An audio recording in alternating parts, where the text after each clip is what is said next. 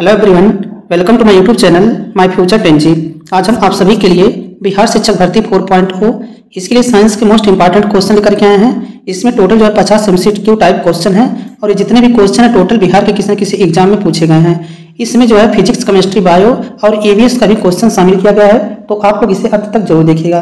देखिए, आपके बिहार शिक्षक भर्ती का जो पेपर हो रहा है इसमें आप लोगों का BPSC प्रीलिम्स के जितने भी अभी तक साइंस के क्वेश्चन पूछे गए हैं उन सभी क्वेश्चनों से डायरेक्ट आपके एग्जाम में प्रश्न पूछे जा रहे हैं।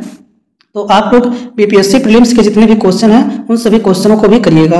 इस सीरीज में जो है BPSC प्रीलिम्स के जितने भी क्वेश्चन कराए गए हैं, पूछे गए हैं, वो सभी क्वेश्चन जो है इस सीरीज में आप लोगों को करवा रहे हैं। तो आप लोग वीडियो को अंत तक जरूर देखिएगा। देखिए, एक चैनल केवल बिहार शिक्षक भर्ती 4.0 के लिए बनाया गया है, तो आप लोग इस चैनल को सब्सक्राइब करके बेल आइकन को प्रेस जरूर कर लीजिएगा। चलिए स्टार्ट करते हैं। देखिए, फर्स्ट क्वेश्चन है, मनुष्य शरीर में खून की शुद्धिकरण की प्रक्रिया को कहते हैं।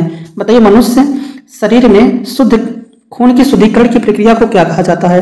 बताइए, डायलिसिस कहा जाता है, हीमोलिसिस कहा जाता है, ओस्मोसिस कहा जाता है या फिर पैरालिसिस कहा जाता है? तो देखिए, मनुष्य शरीर में खून की शुद्धिकरण की प्रक्रिया जो होती है इसे डायलिसिस कहते हैं। ऑप्शन नंबर फर्स्ट जो है इसका करेक्ट आंसर हो जाएगा। मनुष्य शरीर में खून की शुद्धिकरण की प्रक्रिया को क्या कहा जाता है? डायलिसिस कहा जाता है, जिसे अपवहन भी कहते हैं। ये बात आप लोग याद रखिएगा। नेक्स्ट क्वेश्चन है, क्वेश्चन नंबर सेकंड। देखिए, इलेक्ट्रोएन्सेफेलोग्राम निम्न में से किसकी निगरानी के लिए उपयोग होता है? बताइए, इलेक्ट्रोएन्सेफेलोग्राम जो होता है निम्न में से किसकी निगरानी का उपयोग होता है?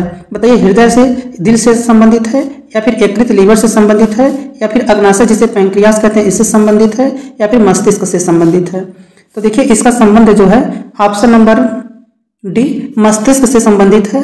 ऑप्शन नंबर डी जो है इसका करेक्ट आंसर हो जाएगा। अगर पूछेगा हृदय की गति की जांच हेतु जो है किसका प्रयोग किया जाता है, तो ECG का प्रयोग किया जाता है, जिसे इलेक्ट्रोकार्डियोग्राफ कहते हैं। ये भी बात आप लोग याद रखिएगा। तो इसका जो है ऑप्शन नंबर डी मस्तिष्क जो है करेक्ट आंसर हो जाएगा। चलिए क्वेश्चन नंबर थर्ड देखिए, भारत में मुर्गी पालन केंद्रों में सामान्यतः पाए जाने वाले रोग का नाम है। बताइए, भारत में मुर्गी पालन केंद्रों में सामान्यतः पाए जाने वाले रोग का नाम क्या है? बताइए, फाउल पॉक्स है, टिक बुखार है, रानीखेत है, कोराइजा है या फिर उपयुक्त में से एक से अधिक या फिर उपयुक्त में से कोई नहीं? तो बताइए, भारत में मुर्गी पालन केंद्रों में सामान्यतः पाए जाने वाले रोग का नाम क्या है? तो देखिए, इसे रानीखेत कहते हैं। ऑप्शन नंबर सी जो है इसका करेक्ट आंसर हो जाएगा।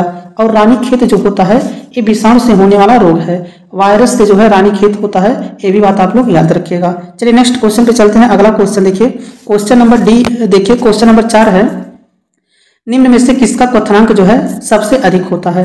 बताइए, निम्नलिखित में से किसका क्वथनांक जो है सबसे अधिक होता है? तो देखिए, जल का क्वथनांक सबसे अधिक होता है और जल का फार्मूला क्या होता है? H2O होता है। तो इसका option number first correct answer हो जाएगा। जल का क्वथनांक कितना होता है? 100 डिग्री सेल्सियस होता है। ये भी बात आप लोग याद रखिएगा। चलिए नेक्स्ट क्वेश्चन पे चलते हैं। क्वेश्चन नंबर 5 देखिए, कोल्ड कंडीशंस में स्थित नॉन डिकम्पोजेबल रहने वाला आर्टिफिशियल स्वीटनर निम्नलिखित में से कौन सा है? तो बताइए, सैकरीन है, सुक्रोज है, एस्पार्टेम है या फिर एलिटेम है? तो बताइए, इसका करेक्ट आंसर जो है क्या हो जाएगा? तो देखिए, इसका करेक्ट आंसर हो जाएगा एस्पार्टेम। ऑप्शन नंबर सी जो है इसका करेक्ट आंसर हो जाएगा। देखिए, ठंडे पेय पदार्थों में जो है आर्टिफिशियल मिठास के लिए सबसे अधिक उपयोग किया जाने वाला पदार्थ पूछेगा तो क्या होता है? एस्पार्टेम होता है। ठंडे पेय पदार्थों में आर्टिफिशियल मिठास के लिए जो है सर्वाधिक उपयोग किया जाने वाला पदार्थ क्या होता है? एस्पार्टेम होता है। ये बात आप लोग याद रखिएगा। जो चीनी से भी अधिक मीठा होता है, इसे आप लोग को अच्छे से पता होना चाहिए।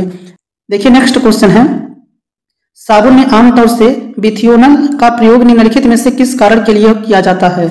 बताइए, साबुन में आमतौर से बिथियोनल का प्रयोग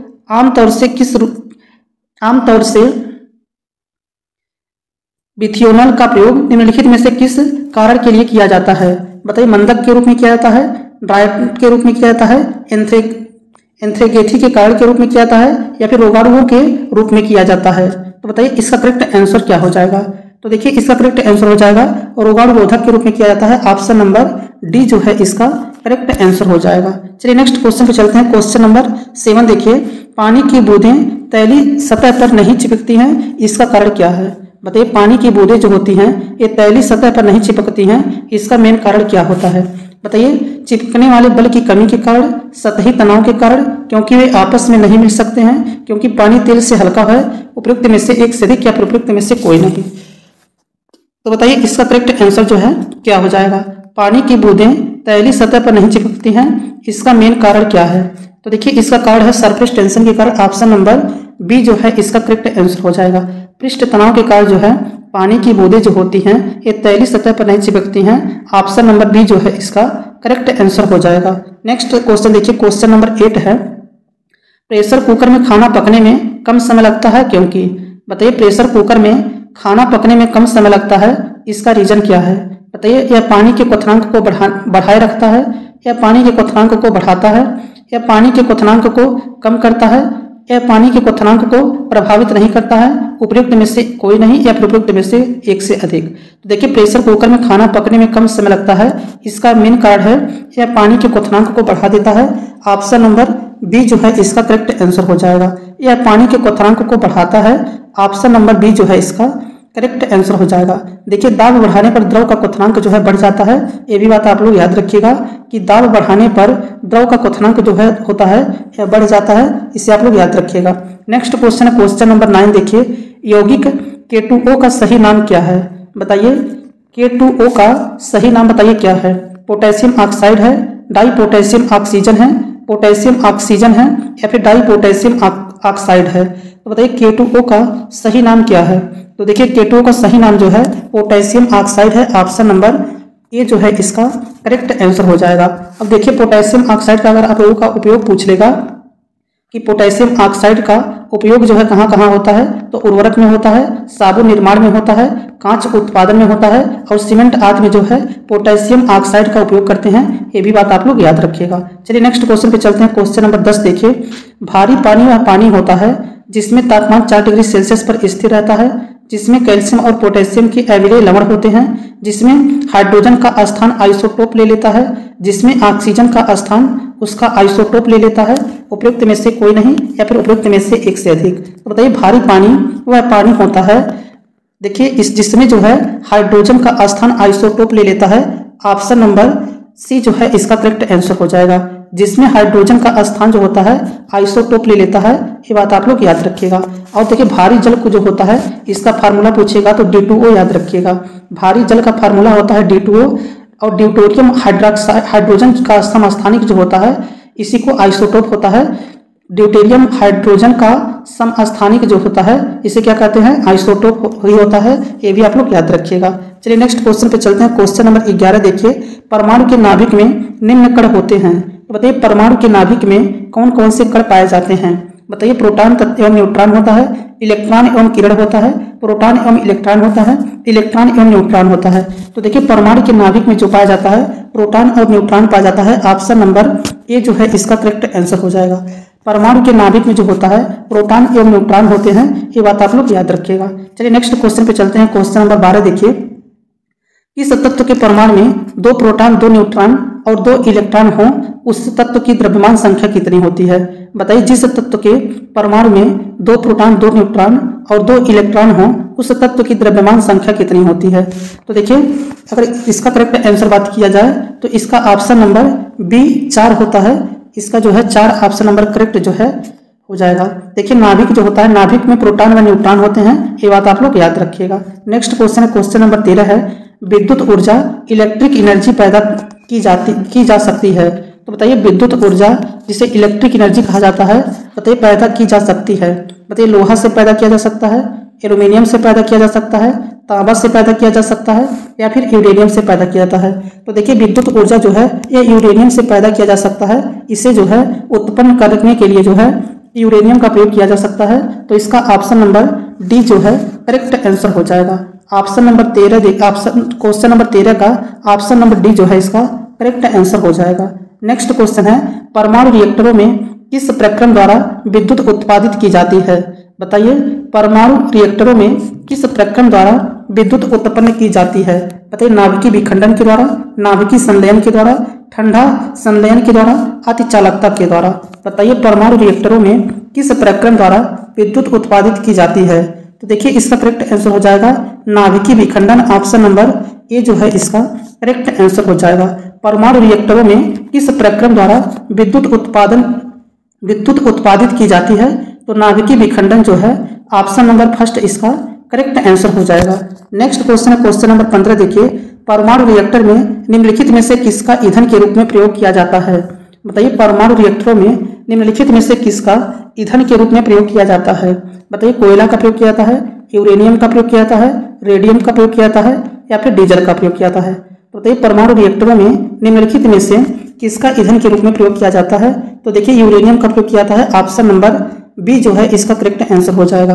परमाणु रिएक्टरों में निम्नलिखित में से किसका ईंधन के रूप में प्रयोग किया जाता है? तो यूरेनियम का प्रयोग किया जाता है। ऑप्शन नंबर बी इसका करेक्ट आंसर हो जाएगा। नेक्स्ट क्वेश्चन देखिए, निम्नलिखित में से कौन सा दिन अंतर्राष्ट्रीय पृथ्वी दिवस के रूप में मनाया जाता है? बताइए निम्नलिखित में से कौन सा अंतर्राष्ट्रीय दिवस है जो अंतर्राष्ट्रीय पृथ्वी दिवस के रूप में मनाया जाता है? तो देखिए अंतर्राष्ट्रीय पृथ्वी दिवस जो है ये मनाया जाता है 22 अप्रैल को। 22 अप्रैल को जो है अंतर्राष्ट्रीय पृथ्वी दिवस मनाया जाता है। ऑप्शन नंबर डी जो है इसका करेक्ट आंसर हो जाएगा। लेकिन अगर बात किया जाए कि अंतर्राष्ट्रीय जल दिवस कब मनाया जाता है तो 22 मार्च को मनाया जाता है और जैव विविधता दिवस जो है 22 मई को मनाया जाता है। ये भी बात आप लोग याद रखिएगा। ये सब क्वेश्चन जो है वेरी वेरी इंपॉर्टेंट क्वेश्चन है, ये आपके एग्जाम में पूछ लेता है, तो ये सभी क्वेश्चन आपको पता होना चाहिए। चलिए नेक्स्ट क्वेश्चन पे चलते हैं। क्वेश्चन नंबर 17 देखिए क्वेश्चन नंबर 17 है, मोटर गाड़ी के निःशेष नली से निकलने वाली प्रदूषणकारी गैस का प्रमुख अवयव है। तो आप लोगों को ये बताना है कि मोटर गाड़ी से जो है सबसे ज्यादा जो है प्रदूषणकारी गैस कौन सी निकलती है? बताइए कार्बन डाइऑक्साइड निकलता है, कार्बन मोनोऑक्साइड निकलता है, मार्स गैस निकलता है या फिर नाइट्रोजन ऑक्साइड निकलता है? तो देखिए मोटर गाड़ी से निकलने वाली गैस जो होती है एक कार्बन मोनोऑक्साइड होता है जिसका फार्मूला CO होता है, जो आपके एग्जाम के लिए वेरी वेरी इंपॉर्टेंट है, इसे आप लोग याद रखिएगा। देखिए मार्स गैस जो होता है ये दलदली क्षेत्रों से निकलता है, जैसे धान का खेत हो गया, और ये सब जो है कैसी गैसें हैं? तो ये सब ग्रीन हाउस गैसें हैं, ये भी आप लोगों को पता होना चाहिए। नेक्स्ट क्वेश्चन देखिए क्वेश्चन नंबर 18 देखिए, सक्शन पुल के कारण पेड़ों में पानी बहुत ऊंचाई तक पहुंच जाता है, जिसका कारण है? बताइए सक्शन पुल के कारण पेड़ों में पानी बहुत ऊंचाई तक पहुंच जाता है, जिसका कारण है? बताइए वाष्पीकरण है, अवशोषण है, वाष्पोत्सर्जन है, उपयुक्त में से एक से अधिक या फिर उपयुक्त में से कोई नहीं? तो देखिए इसका करेक्ट आंसर है वाष्पोत्सर्जन। ऑप्शन नंबर सी जो है इसका करेक्ट आंसर हो जाएगा। नेक्स्ट क्वेश्चन है क्वेश्चन नंबर 19 है, पानी के तनाव के कारण जब रंध्र बंद होता है तब क्या उत्पन्न होता है? बताइए पानी के तनाव के कारण जब रंध्र बंद होता है तब क्या उत्पन्न होता है? बताइए कुमेरिन उत्पन्न होता है, फेरुलिक अम्ल उत्पन्न होता है, आबसिक अम्ल उत्पन्न होता है या फिर एथिलीन उत्पन्न होता है? तो देखिए पानी के तनाव के कारण जब रंध्र बंद होता है तब क्या उत्पन्न होता है? आबसिक अम्ल उत्पन्न होता है। ऑप्शन नंबर सी जो है इसका करेक्ट आंसर हो जाएगा। नेक्स्ट क्वेश्चन देखिए क्वेश्चन नंबर 20 है, पौधे अपना पोषक तत्व मुख्यतः किससे प्राप्त करते हैं?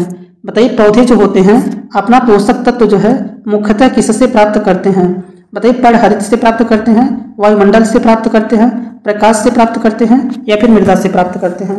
बताइए पौधे जो होते हैं अपना पोषक तत्व जो है मुख्यतः किससे प्राप्त करते हैं?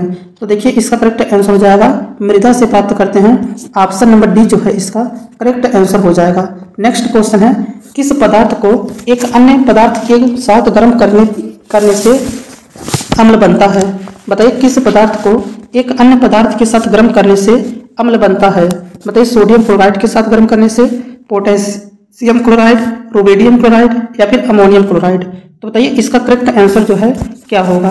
तो देखिए इसका करेक्ट आंसर हो जाएगा option number A, sodium chloride जो है इसका करेक्ट आंसर हो जाएगा।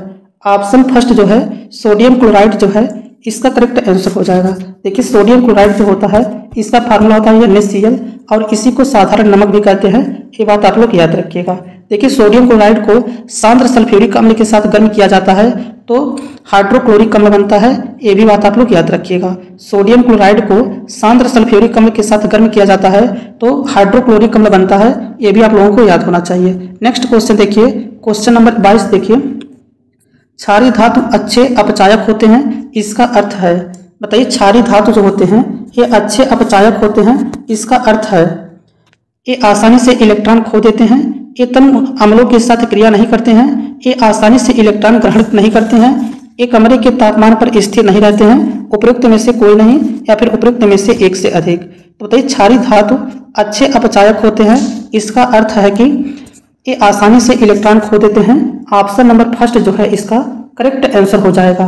क्षारीय धातु जो होते हैं अच्छे अपचायक होते हैं, इसका अर्थ है कि ये आसानी से इलेक्ट्रॉन खो देते हैं ऑप्शन नंबर ए जो है इसका करेक्ट आंसर हो जाएगा। देखिए क्षार धातुओं की आयनन ऊर्जा जो है कम होती है, ये बात आप लोग याद रखिएगा। क्षार धातुओं की आयनन ऊर्जा जो होती है ये कम होती है, इसे आप लोगों को याद रखना है। नेक्स्ट क्वेश्चन है क्वेश्चन नंबर 23। देखिए फ्लोरीन अथवा वॉलीबॉल कार्बन परमाणु का बना होता है। बताइए फ्लोरीन अथवा वॉलीबॉल कार्बन परमाणु का बना होता है। बताइए 20 कार्बन परमाणु का बना होता है, 40 कार्बन परमाणु का बना होता है, 45 कार्बन परमाणु का बना होता है या फिर 50 कार्बन परमाणु का बना होता है। तो देखिए इसका करेक्ट आंसर हो जाएगा 60 कार्बन परमाणु का बना होता है। उपयुक्त में से कोई नहीं जो है इसका करेक्ट आंसर हो जाएगा। चलिए क्वेश्चन नंबर 24 देखिए क्वेश्चन नंबर 24 है एक तत्व में इलेक्ट्रॉनों और न्यूट्रॉनों की संख्या क्रमशः 18 तथा 20 है, इस तत्व की द्रव्यमान संख्या है। बताइए एक तत्व में इलेक्ट्रॉनों और न्यूट्रॉनों की संख्या जो है क्रमशः 18 तथा 20 है, इस तत्व की द्रव्यमान संख्या है। बताइए 22 है, 2 है, 38 है या फिर 20 है। बताइए एक तत्व में इलेक्ट्रॉनों और न्यूट्रॉनों की संख्या जो है क्रमशः 18 तथा 20 है, इस तत्व की द्रव्यमान संख्या कितनी है। तो देखिए इसका द्रव्यमान संख्या जो है 38 है। ऑप्शन नंबर सी जो है इसका करेक्ट आंसर हो जाएगा। एक तत्व में इलेक्ट्रॉनों और न्यूट्रॉनों की संख्या जो है 18 तथा 20 है, इस तत्व की द्रव्यमान संख्या कितना हो जाएगा 38 हो जाएगा, क्योंकि द्रव्यमान संख्या बराबर होता है प्रोटॉन प्लस न्यूट्रॉन की संख्या। द्रव्यमान संख्या इज इक्वल टू होता है प्रोटॉन प्लस न्यूट्रॉन की संख्या। तो आप लोग इसमें दिया है आप लोग प्रोटॉनों की संख्या जो होता है इलेक्ट्रॉनों की संख्या के बराबर होता है, तो दोनों जो है ऐड कर देंगे 18 और 20 जो है तो 38 इसका करेक्ट आंसर हो जाएगा। नेक्स्ट क्वेश्चन देखिए क्वेश्चन नंबर 25 है परमाणु नाभिक की खोज किसने की थी। वेरी वेरी इंपॉर्टेंट क्वेश्चन है। बताइए परमाणु नाभिक की खोज जो है यह किसने की थी। बताइए रदरफोर्ड ने की थी, डाल्टन ने की थी, आइंस्टाइन ने की थी या फिर थॉमसन ने की थी। तो बताइए परमाणु नाभिक की खोज करने वाले कौन थे। तो देखिए परमाणु नाभिक की खोज जो है ये रदरफोर्ड के द्वारा किया गया था। ऑप्शन नंबर ए जो है इसका करेक्ट आंसर हो जाएगा। परमाणु नाभिक की खोज जो है ये रदरफोर्ड के द्वारा किया गया था। ऑप्शन नंबर ए जो है इसका करेक्ट आंसर हो जाएगा। नेक्स्ट क्वेश्चन नंबर 26 देखिए एक परमाणु के केंद्र का धनावेशित हिस्सा कहलाता है। बताइए एक परमाणु के केंद्र का धनावेशित हिस्सा कहलाता है। बताइए प्रोटॉन कहलाता है, न्यूट्रॉन कहलाता है, इलेक्ट्रॉन कहलाता है या फिर न्यूक्लियस कहलाता है। तो देखिए इसका करेक्ट आंसर हो जाएगा न्यूट्रॉन कहलाता है। ऑप्शन नंबर बी जो है इसका करेक्ट आंसर हो जाएगा। एक परमाणु के केंद्रक का धनावेशित हिस्सा जो है ये न्यूट्रॉन कहलाता है या फिर न्यूक्लियस कहलाता है। तो देखिए इसका करेक्ट आंसर हो जाएगा न्यूक्लियस। ऑप्शन नंबर डी जो है इसका करेक्ट आंसर हो जाएगा। न्यूक्लियस जो है इसका करेक्ट आंसर हो जाएगा। नेक्स्ट क्वेश्चन नंबर 27 देखिए कौन सी गैस अम्ल वर्षा का कारण है। बताइए निम्नलिखित में से कौन सी गैस जो है अम्ल वर्षा का कारक है। बताइए CFC है, मीथेन है, ओजोन है या फिर सल्फर डाइऑक्साइड है। तो देखिए अम्ल वर्षा का जो है मेन कारण क्या होता है सल्फर डाइऑक्साइड होता है। ऑप्शन नंबर डी जो है इसका करेक्ट आंसर हो जाएगा। देखिए सल्फर डाइऑक्साइड के साथ अगर नाइट्रिक अम्ल भी आ रहा है तो आप लोग उपयुक्त में से एक से अधिक करेंगे। सल्फर डाइऑक्साइड और नाइट्रिक अम्ल जो होते हैं ये अम्ल वर्षा के लिए जिम्मेदार होते हैं, ये बात आप लोग याद रखिएगा। देखिए वर्षा के जल का pH मान पूछेगा, अगर अम्ल वर्षा का pH मान पूछेगा तो 5.6 से कम हो जाता है, ये बात आप लोग याद रखिएगा, जिसे अम्लीय वर्षा कहते हैं। अगर वर्षा के जल का pH मान जो है 5.6 से कम हो जाता है तो इसे अम्लीय वर्षा के रूप में जाना जाता है, ये बात आप लोग याद रखिएगा। नेक्स्ट क्वेश्चन है क्वेश्चन नंबर 28 देखिए कई वर्षों बाद मार्च 2009 में जावन जाति के गैंडे नीचे दिए गए किस देश में पाए गए। तो बताइए कई वर्षों बाद मार्च 2009 में जावन जाति के गैंडे नीचे दिए गए किस देश में पाए गए। बताइए चीन में पाया गया। ये देखिए 2013 में जब पूछा गया था तब क्वेश्चन है। मलेशिया में, इंडोनेशिया में या फिर थाईलैंड में। तो इसका इंडोनेशिया जो है करेक्ट आंसर हो जाएगा। नेक्स्ट क्वेश्चन देखिए क्वेश्चन नंबर 29 है समुद्र के हरित पौधे मछलियों के श्वसन हेतु लाभप्रद होता है क्योंकि। देखिए समुद्र के हरित पौधे जो होते हैं ये मछलियों के श्वसन हेतु लाभप्रद होता है क्योंकि ये ऑक्सीजन उत्सर्जित करते हैं, ये कार्बन डाइऑक्साइड उत्सर्जित करते हैं। वे समान रूप से ऑक्सीजन और कार्बन डाइऑक्साइड उत्सर्जित करते हैं।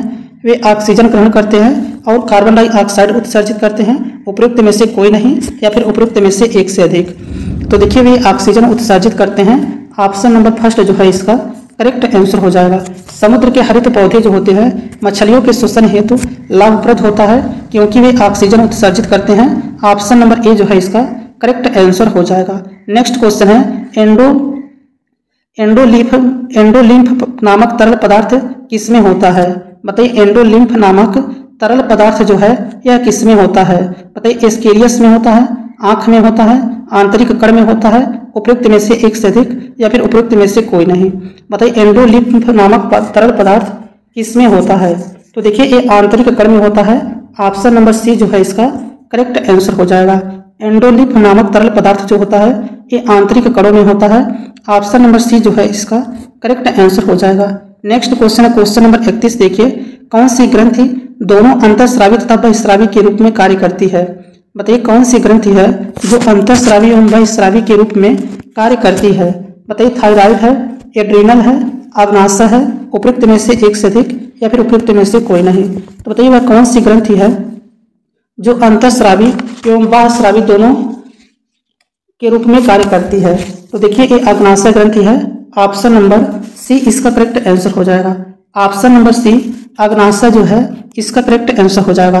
देखिए विभिन्न प्रकार के हार्मोन पैदा करती है, ये भी बात आप लोग याद रखिएगा।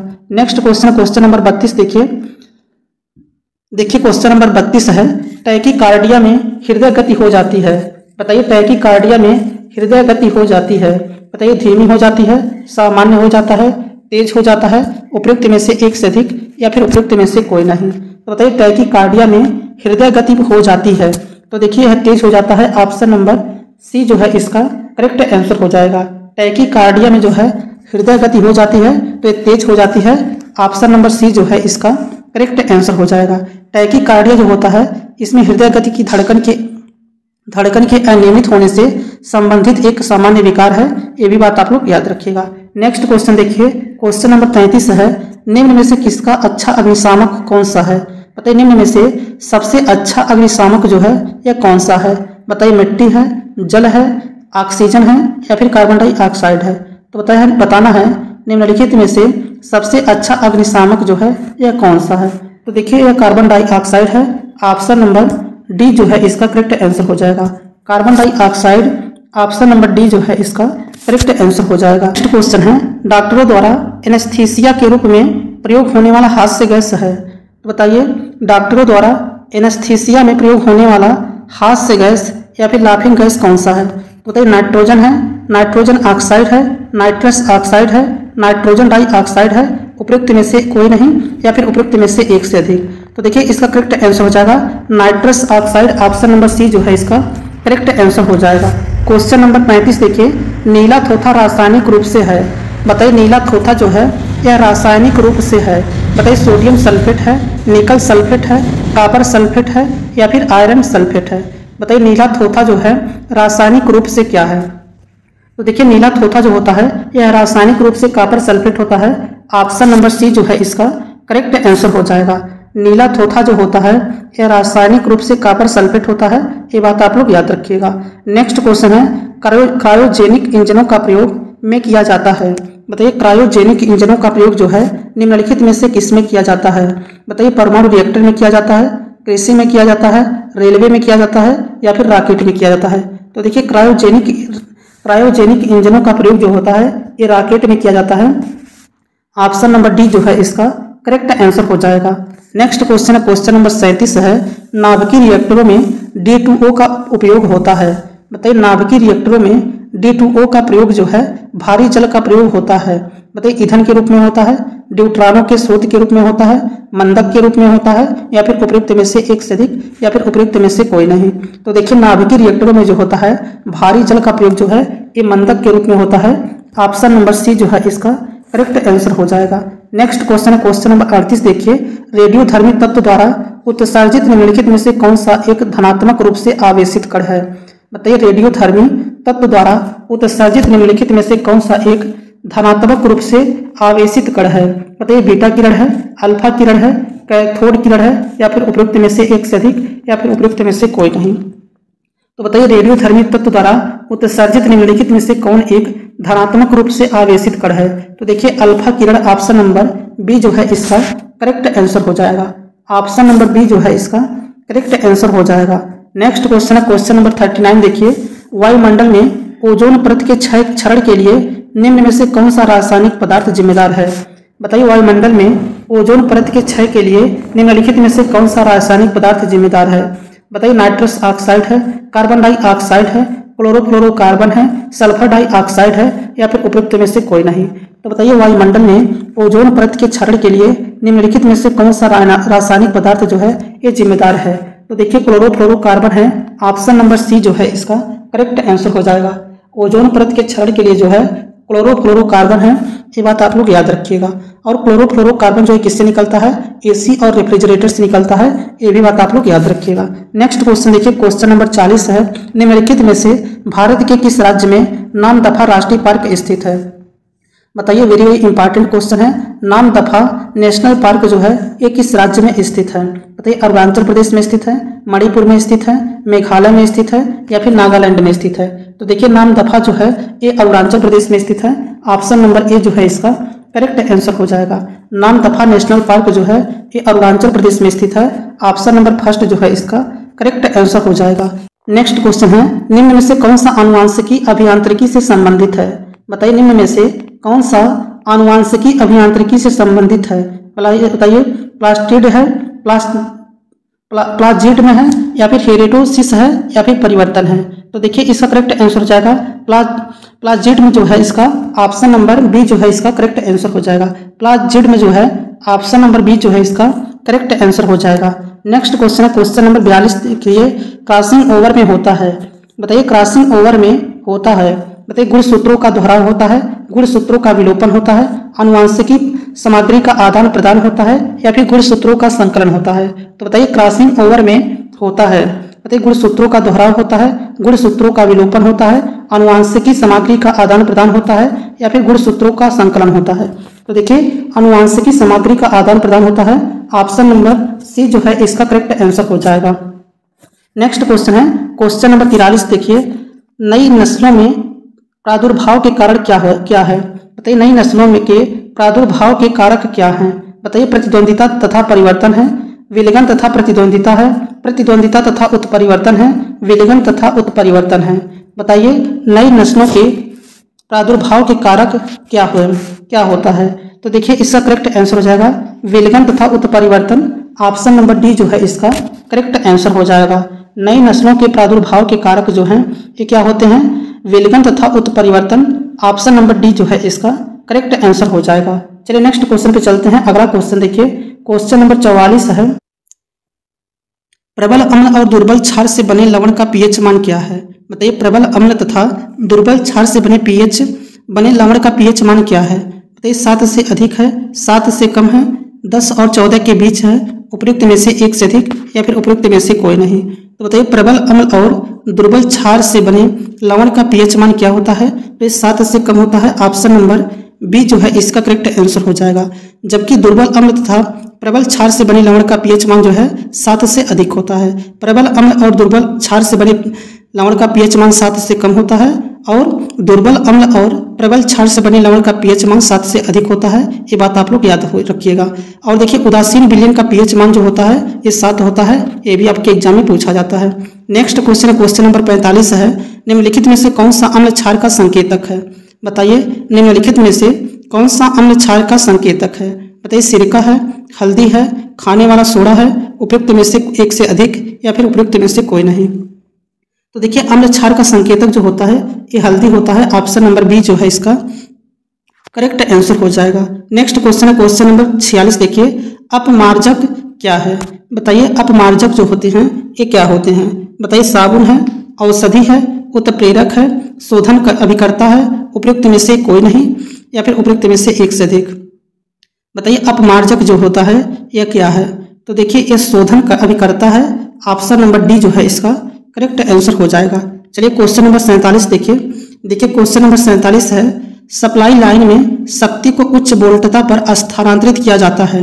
बताइए, सप्लाई लाइन में शक्ति को उच्च वोल्टता पर स्थानांतरित किया जाता है। बताइए, अधिक शक्ति के स्थानांतरण हेतु, शक्ति क्षय को कम करने हेतु, अधिक धारा प्रवाह हेतु, या फिर शक्ति क्षय को न्यूनतम करने हेतु, या फिर उपयुक्त में से कोई नहीं, या फिर उपयुक्त में से एक से अधिक? तो बताइए, सप्लाई लाइन में शक्ति को उच्च वोल्टता पर स्थानांतरित किया जाता है, तो इसका करेक्ट आंसर हो जाएगा शक्ति क्षय को न्यूनतम करने हेतु, ऑप्शन नंबर डी जो है इसका करेक्ट आंसर हो जाएगा। चलिए नेक्स्ट क्वेश्चन पे चलते हैं। क्वेश्चन नंबर 48 देखिए, जब एक विद्युत उपकरण का स्विच बंद किया जाता है तो डिस्कनेक्ट हो जाती है। बताइए जब एक विद्युत उपकरण का स्विच बंद किया जाता है तो डिस्कनेक्ट हो जाती है। बताइए लाइव वायर, तटस्थ तार, भू तार या फिर फ्यूज तार। तो देखिए इसका करेक्ट आंसर हो जाएगा live wire option number A जो है इसका करेक्ट आंसर हो जाएगा। देखिए क्वेश्चन नंबर 49 देखिए, क्वेश्चन नंबर 49 है तप्त तार एमीटरों का प्रयोग निम्न में से किसके मापन के लिए होता है। बताइए तप्त तार एमीटरों का प्रयोग जो है निम्न में से किसके मापन के लिए होता है। बताइए केवल डीसी में होता है, केवल एसी में होता है, न तो एसी न ही डीसी में होता है, एसी और डीसी दोनों में होता है। तो बताइए तप्त तार एमीटरों का प्रयोग जो है निम्न में से किसके मापन के लिए होता है। तो इसका ऑप्शन नंबर डी जो है एसी और डीसी दोनों जो है इसका करेक्ट आंसर हो जाएगा। नेक्स्ट क्वेश्चन क्वेश्चन नंबर 50 है, दो विद्युत आवेशों के बीच लगने वाले बल को निम्नलिखित में से किस नियम से प्रतिपादित किया जाता है। बताइए दो विद्युत आवेशों के बीच लगने वाले बल को निम्नलिखित में से किस नियम से प्रतिपादित किया जाता है। बताइए कूलम्ब का नियम कहते हैं, फैराडे का नियम है, किरचॉफ का नियम है या फिर ओहम का नियम है, या फिर उपयुक्त में से एक से अधिक या फिर उपयुक्त में से कोई नहीं। तो देखिए दो विद्युत आवेशों के बीच लगने वाले बल को निम्नलिखित में से किस नियम से प्रतिपादित किया जाता है। तो कूलम्ब का नियम है, ऑप्शन नंबर ए जो है इसका करेक्ट आंसर हो जाएगा। ऑप्शन नंबर फर्स्ट जो है इसका करेक्ट आंसर हो जाएगा। अगर वीडियो आप लोगों को अच्छा लगा हो तो वीडियो को लाइक कर दीजिएगा और चैनल पर पहली बार आए हो तो चैनल को सब्सक्राइब कर लीजिएगा। अगर आप लोग बिहार शिक्षक भर्ती 4.0 की तैयारी कर रहे हैं तो इस चैनल को सब्सक्राइब करना मत भूलिएगा, क्योंकि इस चैनल पर केवल बिहार शिक्षक भर्ती 4.0 की ही तैयारी करवाई जा रही है। तो thanks for watching this video.